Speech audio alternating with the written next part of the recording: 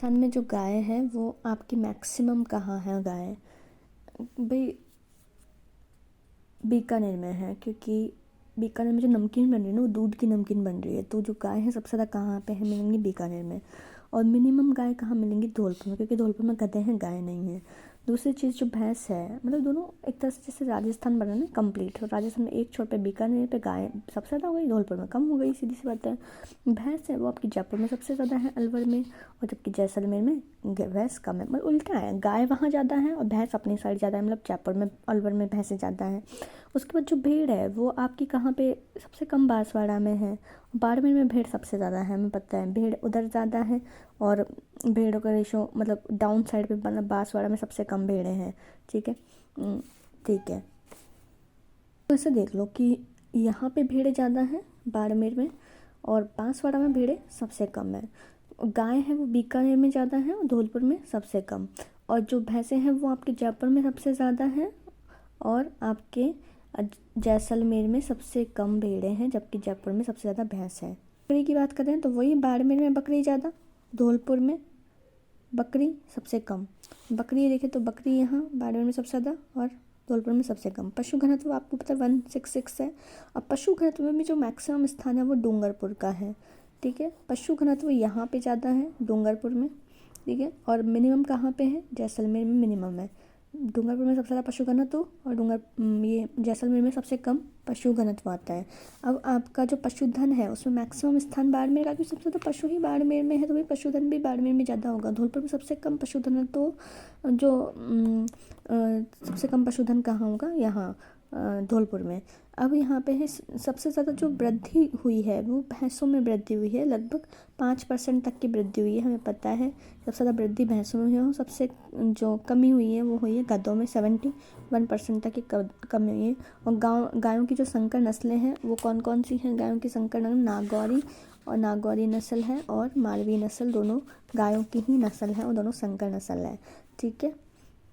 तो जो दुग्ध उत्पादन है भाई, दुग्ध कितना प्रोडक्शन करता है राजस्थान, 14.63% का प्रोडक्शन करता है, 14% का। ठीक है, 2022-23 के बजट के अकॉर्डिंग 14% का दूध आता है, मतलब 14 साल से मैंने दूध लगभग बंद कर दिया था, तो 14.63% है दूध उत्पादन में। वैसे राजस्थान का सेकंड रैंक है, ऊन उत्पादन में पहली रैंक है। ठीक है। और मुख्यमंत्री जो कामधेनु पशु बीमा योजना है वो 2000 अभी लेटेस्ट बजट में ही राजस्थान पशु पालन विभाग की योजना है। फिर उसका उद्देश्य क्या था कि जो दुधारू पशु हैं अकाल पड़ने से उनकी मृत्यु हो जाती है, तो किसानों को उनके पशुपालकों के लिए सुरक्षा मुहैया करवाए। तो दो दुधारू पशुओं के लिए 40-40 हज़ार रुपये दिए जा सकते हैं। गौवंश पे ही ये एप्लीकेबल है, शायद अब भैंसों पे भी एप्लीकेबल हो गई हो, लेकिन पहले तो स्टार्ट तो ये गौवंश से की गई थी। पर पशु आपको मिलेगा लगभग 40,000 रुपये। और जो वार्षिक व्यय आएगा, मतलब पूरे साल पे सरकार का कितना खर्च आएगा, 750 करोड़ का खर्च आएगा लगभग सरकार के ऊपर। तो 750 मतलब 75%, मतलब 750 करोड़ का तो खर्च आएगा ही। और इनकम कितनी है, अप टू मतलब 8 लाख जिनकी इनकम है ना उनको ये दिया जा सकता है, अप टू 8 लाख तक का। अगर इससे ज़्यादा आपकी इनकम है तो आपको प्रीमियम भरना पड़ेगा, वो प्रीमियम 200 रुपये का प्रीमियम है। ठीक है, और बाकी जो 8 लाख है जिनकी इनकम उनके लिए तो फ्री ही है लगभग। ठीक, कितने पशु लाभान्वित होंगे, कम से कम ये अनुमान है कि जो 20 लाख पशु है वो क्या होंगे, लाभान्वित।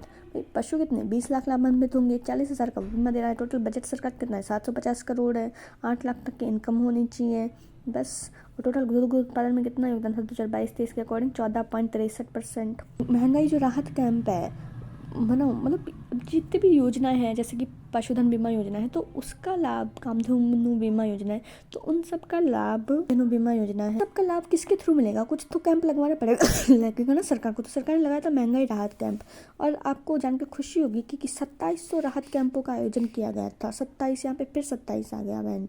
तो 27 राहत कैंपों का आयोजन किया गया, जिसमें कब से कब तक चले थे भाई साहब, 24 अप्रैल से चले थे, 30 जून तक चले थे। 24 अप्रैल में स्टार्ट हो गए थे, 24 अप्रैल को मैं मैंने ज्वाइनिंग करी थी, 24 अप्रैल से 30 जून तक। फिर यहाँ पे जो पशु बीमा कार्य है वो जुलाई 2023 ये कामधेनु योजना 1 जुलाई से इसका काम स्टार्ट हो गया था, 2023 तक से स्टार्ट हो गया था। राजस्थान किसान महोत्सव का आयोजन किया गया है, जून में आयोजित हुआ था 2023 में। इसमें जो लंपी रोग है ना, उसमें सहायता दी जाएगी पशुओं को। तो 40-40 हज़ार रुपये की ही सहायता थी 2-2 पशुओं को, लेकिन उसमें सरकार का बजट 175 करोड़ का बजट था, है ना। मतलब बेसिकली क्या था कि जो 42,000 पशुओं को दिया जाएगा, वो तो सिर्फ जैसे कामधेनु बीमा योजना तो 20,000 पशुओं के लिए थी, जबकि योजना है वो क्या है 42,000 पशुपालकों के लिए थी।